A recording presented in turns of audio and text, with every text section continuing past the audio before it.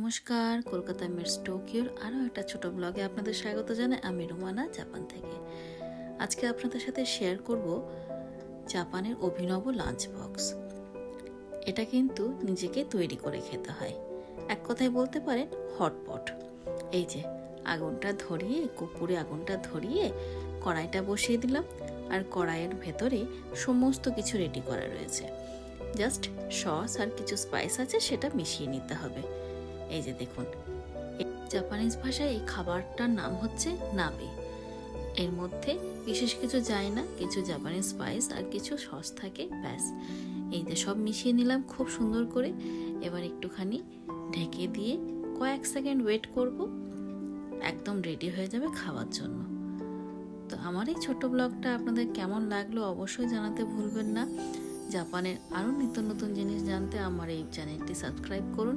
সবাই ভালো থাকবেন, সুস্থ থাকবেন। দেখা হবে আবার নতুন একটা ব্লগে।